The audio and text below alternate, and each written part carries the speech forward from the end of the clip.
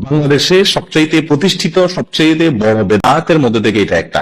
কোন মানুষ মারা যাওয়ার পর তার পরিবারদের কাছ থেকে গোটা এলাকাবাসী গরিব খাওয়ানোর নাম করে 4 দিনা 40 10 দিনার নামে খানা খাওয়া, এটা খুবই আপত্তিকর একটা কাজ। মানুষ মানুষকে খানা খাওয়ায় খুশি হলে, কেউ কাউকে খানা খাওয়ায় কখন? বিয়ে করছেন, অলিমা খাওয়ান, ছেলে হয়েছে আকিকা খাওয়ান, কোরবানি করছেন গোশত খাওয়ান, ছেলে পরীক্ষায় ভালো রেজাল্ট করছে মিষ্টি খাওয়ান। এগুলো হলো সিস্টেম, অর্থাৎ খুশির ছোট মানুষ মানুষকে খাওয়ায়। আমার বাপ মারা গেছে, আপনারা গোটা এলাকাবাসী এসে বলতেছেন গরু জবাই করে খাওয়া। কেন? আমি খুশি যে আমার বাপ মারা গেছে, জন্য গরু জবাই করে। পাইছেন কোথেকে এগুলো? এগুলো ইসলামের নির্দেশ না, বরং আমার বাপ মারা গেছে, আপনারা সবাই আমাকে খাওয়াবেন, আমাদের পরিবারকে খাওয়াবেন। আমাদের রান্না বান্না করার মানসিকতা নাই, মন খারাপ, এই জন্য সবাই মিলে তাদেরকে খাবার দিবে, এটা হলো সুন্নাত।